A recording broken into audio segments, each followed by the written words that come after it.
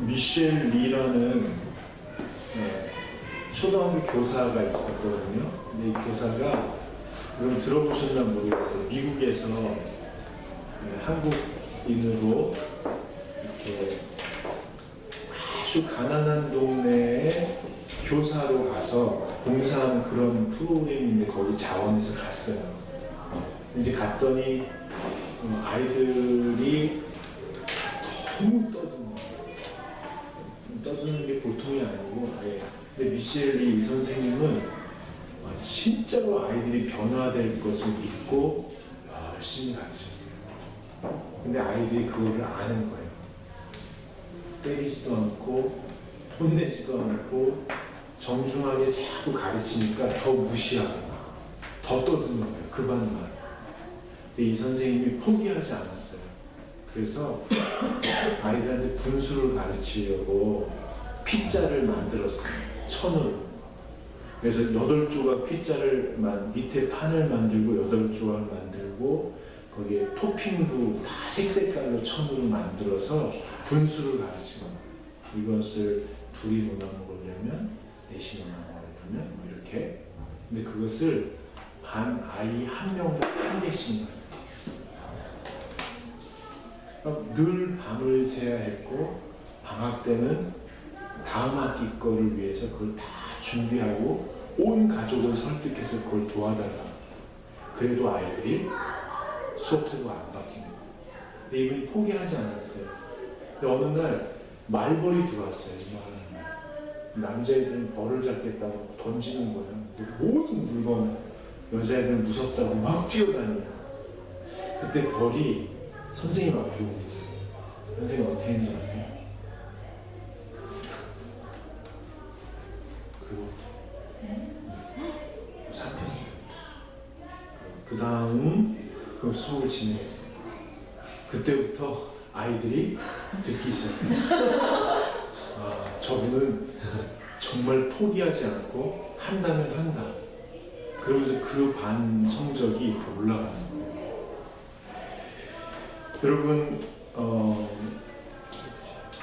오바마 대통령이 얼마 전에 약 2차례에 걸쳐서 한국의 교육을 배워야 된다라고 얘기했습니다. 깜짝 놀라셨죠? 우리나라에서 뭐 배울 게 있나? 이렇게 생각하셨을 텐데, 그가 2가지를 얘기했습니다. 하나는 교육년, 부모들의 교육년, 그리고 교사들이 끝까지 하나를 포기하지 않고 어떻게든 가르쳐야 한다는 마음. 왜 그런 말을 했냐면, 여러분, 미국에서 공교육 성적이 제일 낮은 데가 어딘 줄 아세요? 워싱턴 DC하고 LA. 바닥이 바닥. 한 초등학교에서 실제로요, 읽고 쓰기에 능숙한 아이들이 35%. 초등학교에서. 산수, 연산을 할 수 있는 아이들이 15%. 근데 더 놀라운 건 뭐냐면, 8학년이 됐을 때 워싱턴 DC에서 읽고 쓰기가 능숙한 게 아니고 평균 수준에 오른 아이들이 15%. 죄송합니다. 12%. 그리고 연산을 할 줄 아는 평균 아이들이 8%. 즉, 워싱턴 DC에서 LA도 비슷한데, 공교육에서 교육을 받으면 받을수록 학습 기초 능력이 점점 저하되는. 그도 그럴 것이, 선생님들이 교실에 안 들어가는 거예요. 애들이 너무 떠드니까 아예 바깥에 있고, 심지어는 방학을 제외하고요, 결근 일수가 78일인 선생님도 계셨어요. 근데 학교에서 나가라고 안 합니다. 그냥 좀 속된 표현이지만 철밥통으로 이렇게 있었다는 거예요. 그 잠든 교실을 깨워라라는 책에 리차드 위트마이어가 직접 쓴 얘기예요. 철밥통이다. 좀 표현이 그렇지만, 그때 2007년에 워싱턴 DC에 교육감이 필요했습니다. 이 처참한 교육의 현실을 바꿔줄. 근데 정치적인 것, 인종적인 것과 관계없이 온 힘을 다해서 그것을 이루어낼 만한 첫 단추를 낄 사람이 필요했는데, 그때 교육감이 된 사람이 누구냐면 우리나라 최초로 워싱턴 DC 교육감이 된 미셸 리입니다. 여러분, 미셸 리가 그때 정말 고집불통으로요, 그 타임지 표지에 투피스를 입고 하이힐을 신은 한 여자가 대걸레를 딱 들고 사진 찍는 걸 보신 적 있을 거예요. 그분이 미셸. 내가 다 청소하겠다, 이런 마음으로. 그 힐러리 하퍼라는 교사가 인터뷰 중에 이런 얘기를 합니다.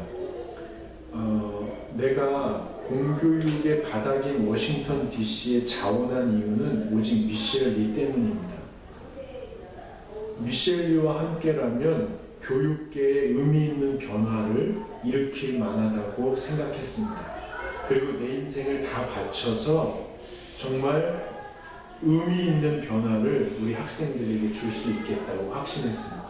이런 사람들이 모였어요. 그런 교감 선생님들이 모여가지고요, 4년 동안 실제로 워싱턴 DC의 공교육 현장을 완전히 바꿔놓은, 그리고 그 영향으로 다른 미국 지역들도 영향을 받기 시작했습니다. 여러분, 미셸 리의 그 철학 중에 가장 핵심이 뭐냐면요, 아이들, 하나님이 보내신 아이들은 변화되지 못할 아이가 한 명도 없다. 자기는 모든 학생에게 소망을 잃지 않으려고 몸부림쳤다, 이렇게 얘기해요. 미국 사회에서 흑인들이라고, 유색인종이라고, 가난한 지역이라고 방치됐던 아이들, 600명 학교에 80명만 다니는데 600명 학교에 재원이 지원되는 거예요. 그래도 그 아이를 변화시킬 거라고 확신했다.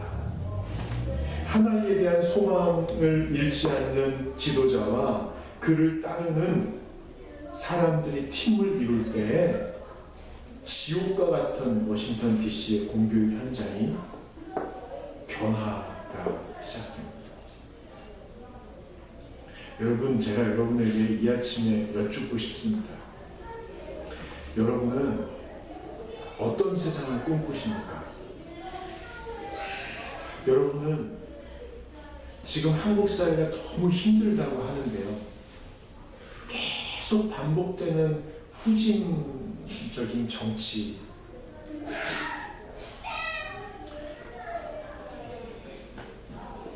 정신과 정서를 훼손하는 천박한 문화, 과시와 욕구에 휩쓸려 본질에서 벗어난 종교, 과도한 거품에 숨겼던 속살을 드러낸 경제.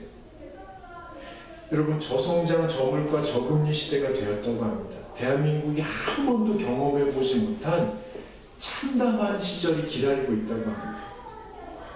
지금 장사하시는 분들은 어디를 가나 IMF 때보다 10배가 힘들다고 얘기해요. 과장하신 것 같지만 10배가 힘들대요.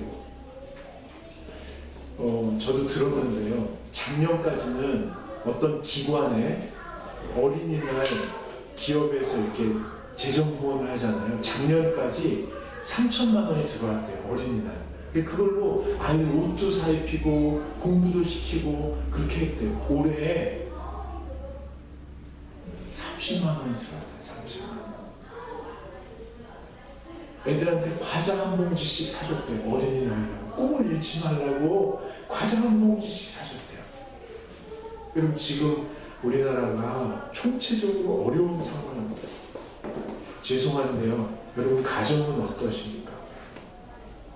여러분, 여러분의 자녀들, 이 앞에 나왔던 아이들, 그리고 여러분의 후배들, 여러분의 후손에게 어떤 세상을 물려주고 싶으십니까? 여러분은 그들에 대해서 꿈을 잃지 않고 계시죠? 그들에게 더 나은 세상을 남겨주고 싶으시죠? 여러분, 지금 어떻게 해야 할까요?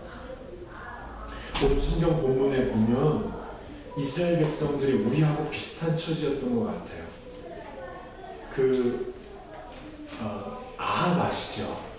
아합 아세요? 아합의 부인 이름이 뭔지 아시죠? 이세벨이죠? 이세벨이 누구의 딸인지 아세요? 시돈, 가나안 그 이방의 엣발이라는 왕의 딸입니다. 그러니까 그 강대국의 틈바구니 속에서 이스라엘이 살아남기 위해서 정략 결혼을 했던 거예요. 그러니까 정치적으로 외교적으로 계속 속박돼 있던 상황이죠. 여러분 종교적으로는 어때요? 우리 전도사님 말씀하신 대로 850명의 나라에서 파송한 이방의 선지자들이 있는 거예요.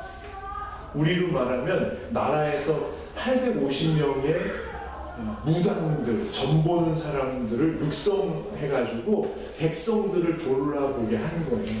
그러니까 종교적으로 아주 혼란한 시대였죠. 경제적으로는 아시는 대로 3년 동안 가뭄이 들어가지고요, 백성들이 먹을 것이 없었습니다. 이런 상황에서 하나님이 우리를 버리지 않았다. 이런 극심한 혼란 속에서 두려움에 빠진 백성들에게 하나님이 우리를 버리지 않았다라는 상징적인 인물이 있었는데 그게 누구냐면 엘리야였던 거예요. 근데 지금 엘리야마저도 떠나려고 하는 거예요. 엘리야마저도 떠나려고 하니까 백성들이 극도로 불안해 있었고, 깨어있던 선지자들은 이 역사적인 아픔 속에서 혼란 속에 있는 이 백성들, 내일을 꿈꾸지 못하는 백성들을 어떻게 돌아보아야 될지 걱정이 되니까 그의 제자 엘리사에게 엘리야가 떠나려고 합니다. 어떻게 할 겁니까? 이러고 있는 상황이죠. 그런데 엘리사가 끝까지 쫓아간 거예요. 끝까지 쫓아가서 갑절의 영역을 더하여 주십시오. 갑절의 영역을 더하여 주셔서 당신이 떠난 후에도 이 부족한 엘리사, 부족한 종을 통해서 이 백성에게 하나님이 함께 하신다는 그 상징적인 사역을 제가 감당할 수 있도록 도와주십시오. 여러분, 이 아침에 좀 심각한 시대적인 상황이지만 저와 여러분에게 이런 은혜가 있기를 바랍니다. 그래서 우리 후손들이, 우리 대한민국의 자녀들과 후손들이 어렵지만 정치, 경제, 종교, 문화, 교육, 총체적인 혼란 가운데 이 아이들이 뭘 먹고 어떻게 무슨 일을 하며 살지 모르지만 나를 통해서 이 아이들이 하나님이 우리와 함께 하신다는, 하나님이 우리 가정을, 우리 나라를, 우리 교회를, 우리 기업을 붙들고 계신다는 이 확신을 우리 아이들이 갖고 살아갈 수 있도록 우리가 엘리사와 같이 좀 버텨줘야 될 시대적인 사명이 우리에게 있다는 말씀이죠. 오늘 잘 됐어요. 오늘 일부에서도 오셨지만 오늘 심각한 설교하는데 좀 덜 나오는 게 좋아요. 이게 많이 나와 있으면 이 사람 고려하느냐, 저 사람 배려하느냐, 제가 할 말을 아끼면서 물론 설교랑 다 준비하고 다 외우고 막 연습하고 오지만 이게 우물쭈물 제 말이 더벅더벅 좀 그러는 게 이게 다 여러분 막 배려하고 이래서 그런 거거든요. 근데 오늘 잘 됐어요. 약간 덜 나왔을 때 시계 가리는 거예요. 옛날에 이 청소년부 할 때도요, 제가 설교를 한 70% 수준에 맞췄어요. 신앙에 한 70%, 교회도 한 70% 오는 사람들에게 맞췄거든요. 근데 중간고사, 기말고사 때는 2주씩 애들이 덜 나와요. 그러면 1년에 8주잖아요. 2달 정도. 이때는 100% 시계였어요. 예화도 없이 그냥 불 받아라 이렇게. 왜냐하면 걔네들은 어차피 이래도 오고 저래도 올 아이들이거든요. 막 그랬어요. 그 점심시간에 학교 가서 점심시간 기도회를 했어요. 한 30개 학교가 있었거든요. 거기는 굶으려고 작정하고 오는 애들이잖아요. 그러니까 거긴 120%. 그래서 이 독사의 자식들아! 그래서 그럼 애들이 막 이러면서 김밥 나가지고 먹을 자격이 없더라고요. 그런데 오늘 잘 됐어요. 여러분, 오늘 시대적인 상황이 너무 힘들어요. 여러분이 아마 몸으로 막 겪고 계실 거예요. 우리 애들 뭐 먹고 뭐 하면서 살까? 근데 오늘 저는 엘리사를 통해서 우리가 어떻게 지금 버텨줘야 될지, 어떻게 우리 아이들에게 더 나은 세상을 남겨줄 수 있을지 말씀과 오늘 나누고자 합니다. 실제로 엘리야가 떠난 다음에 엘리사를 통해서요, 백성들에게 하나님이 또 계속 말씀하셨어요. 어려운 남유다와 북이스라엘로 분단된 상황에서 정치 종교 지도자들이 혼돈 가운데 있을 때 백성들이 힘들었거든요. 근데 엘리사가요, 찾아가서 막 먹이고 돌봐주고 살려주고 그렇게 했어요. 여러분이 저와 함께 그렇게 하면 좋겠어요. 첫째는 엘리사가 엘리야를 따라가는 것처럼 여러분의 삶의 분야에서, 삶의 자리에서 엘리야 같은 사람을 찾으세요. 지금 한번 생각해 보세요. 엘리야 같은 사람은 누구냐면 하나님의 영을 소유한 사람입니다. 하나님의 영을 소유해서 고상한 뜻을 품고 여러분의 삶의 자리에서 어떻게든 하나님의 뜻이 이루어지도록 자신의 삶을 드리려고 나름대로 몸부림치는 사람들이 있어요. 여러분, 제가 한번 생각해 봤어요. 종교, 교육, IT, 인테리어, 엔터테인먼트, 의료, 출판, 사업, 회사, 가사, 그렇죠?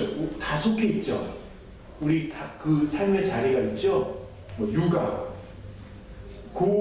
거기에서 고상한 뜻을 품고 덕스럽게 하늘의 뜻이 이루어지도록 애쓰는 선배들을 찾아보자는 거예요. 그 분야에서 꼭 찾으셔야 됩니다.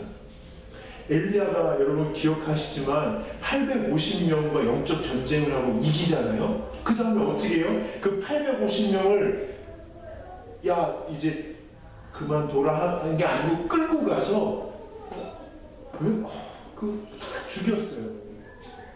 저는 아직도 잘 이렇게 납득은 안 돼요. 그 사람인데. 근데 하나님의 뜻을 위해서 그 분야에서 난 모르겠어요. 근데 하나님의 뜻을 이루기 위해서 내 성품과 기질대로 처리한 게 아니고 하나님의 뜻을 이루기 위해서 딱 죽였어요.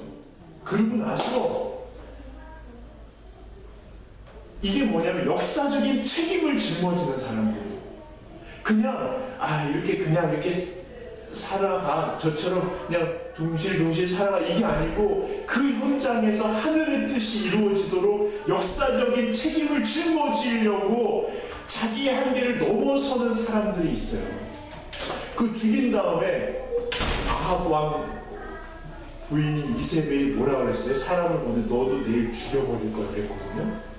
원래 사람이 좀 규모 있는 일을 하고 나면 영적으로 이렇게 지치잖아요. 그러니까 위축이 돼가지고 충격을 받고 엘리야가 광야로 도망가가지고 하나님한테 푸념하잖아요. 날 차라리 죽이시오. 하나님 날 그냥 죽여버리시오. 나 못 살겠습니다. 그러니까 하나님께서 먹어라, 좀 쉬어라. 그리고 나서 뭐라고 그러세요? 내가 너한테 할 말이 있다. 내가 너한테 할 말이 있으니까 호렙산으로 가라. 그러니까요, 40일 40주 40야를 쉬지 않고 달려가요. 그래서 거기서 하나님의 말씀을 들어요. 무슨 말씀이냐면 엘리사를 세워라, 왕을 세워라. 여러분 주변에, 여러분 분야에서요, 죽을 것 같은 고통 속에서 이제는 그만해도 될 것 같은데 그 삶의 자리를 묵묵히 버티면서 하나님의 말씀을 사모해서 달려가는 사람들이 있어요. 하나님이 하시는 말씀을 들으려고 사모해서 달려가는 사람, 그 힘든 상황에서 버티면서 하나님의 말씀을 사모하는 그 선배를 꼭 찾으세요. 있어요? 자기네 학교에 있어요? 없어요? 안목이 생기는 거예요. 아, 이런 사람을 찾아야겠다. 그러면 그런 사람을 보여줘요. 여러분, 그 분야에서 꼭 그런 사람을 찾으세요. 목사님, 거기 그런 분 계셔요? 계시대죠. 이 주변에 있어요? 찾으세요. 찾으세요. 정일사님, 출판계에 그런 사람 있어요? 예. 본인이 있어요. 본인. 아, 실제로 그런 사람을 찾는데, 인테리어계에 그런 사람을 찾는데 없으면 그건 하나님의 뜻이에요. 네가 그 사람이다. 당신이 그 사람이 되십시오. 그래서요, 끝까지 쫓아가세요. 끝까지 쫓아가세요. 쟤네는 뭐가 좋았을지 모르겠어요. 끝까지 쫓아가세요. 여러분, 그 엘리사가 얘기하잖아요. 6절에 보면 중간에 여호와께서 살아계심과 당신의 영혼이 살아있음을 두고 맹세하노니 내가 당신을 떠나지 아니하겠나이다. 그걸 본 거예요. 그 사람 안에서 그걸 본 거예요. 그러면 끝까지 쫓아가세요. 여러분, 쫓아가잖아요. 저도 많이 봤어요. 근데 쫓아가면 순순히 안 가르쳐줘요. 왜냐하면 그 사람들은 시간을 아껴 쓰는 사람들이에요. 그래서 사람을 다 받아들일 수가 없습니다. 거절해요. 아유, 뭐 별 핑계를 대서 다 거절해요. 근데 나도 버티느라고 바쁜 거예요. 누구 하나 책임질 만한 여유가 없는 거예요. 그러니까 거절해요. 또 하나는 배우겠다고 온 사람 중에 끝까지 버티는 사람이 별로 없습니다. 이 스승들은요, 평생 그런 사람을 많이 봤어요. 시켜만 주세요. 뭐든지 할게요. 옆에만 있게 해주세요. 많이 그래요. 그러나 끝까지 버티는 사람은 별로 없어요. 여러분도 마찬가지일 거예요.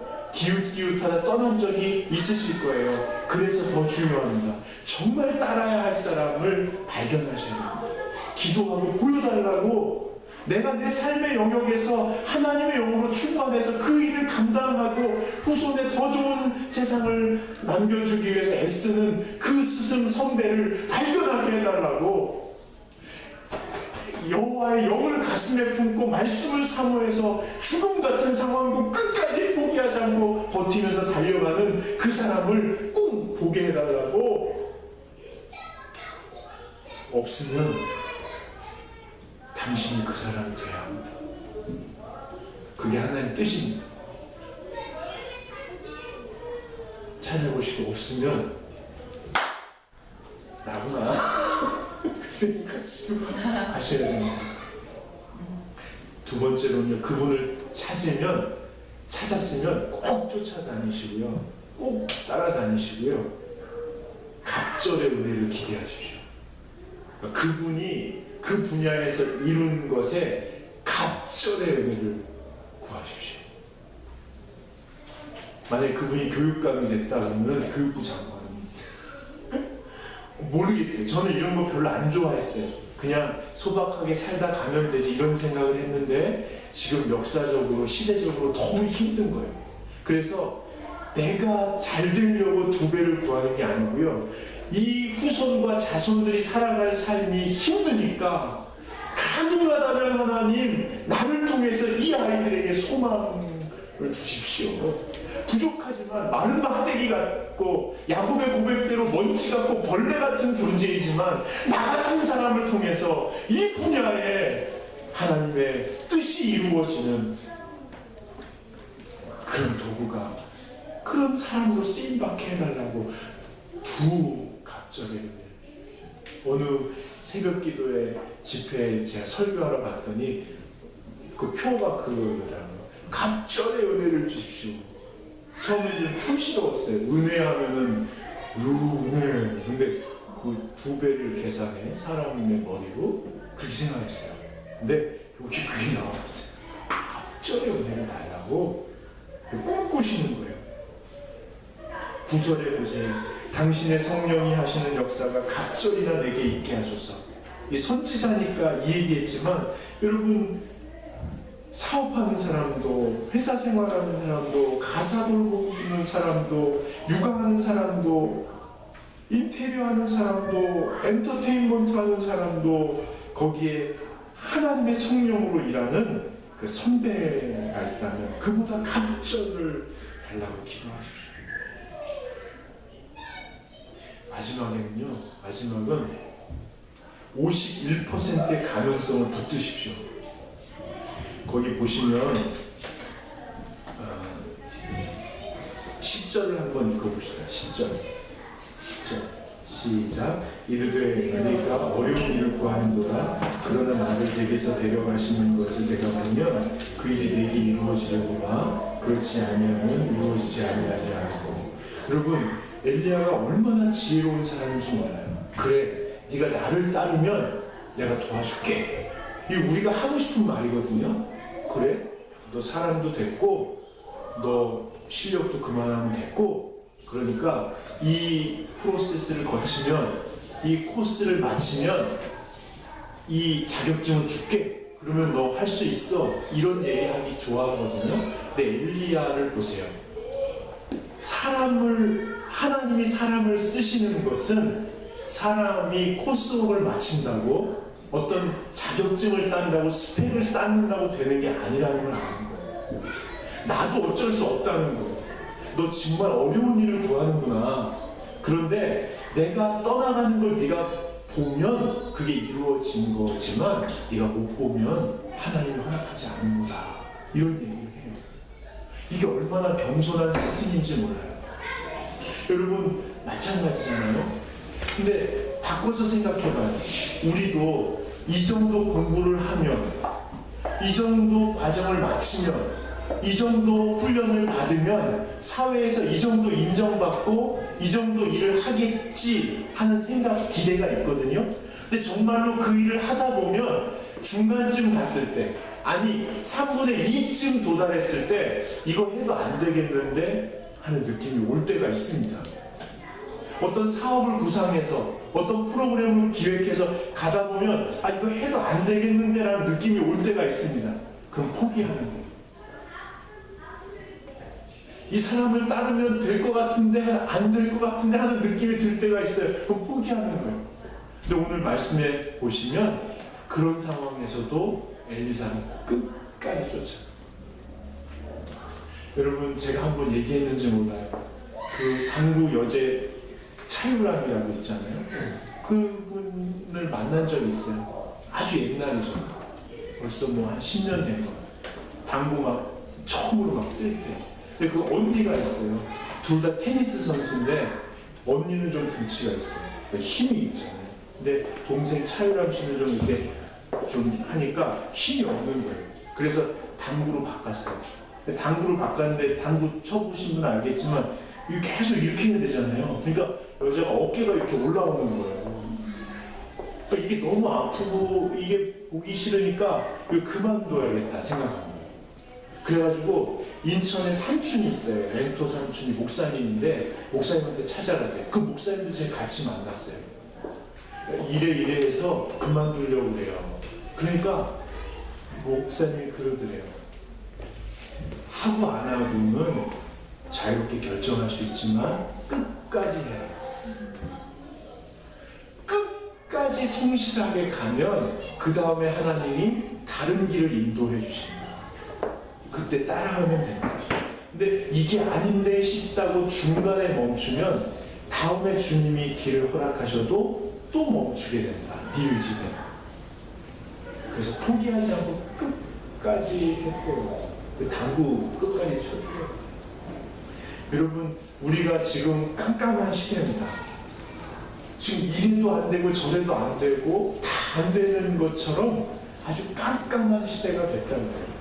우리 아이들이 아직 몰라서 그렇지 조금 크고 나서 이 사회에 나오면 우리보다 더 답답한 시절을 맞이하게 될지도 몰라요.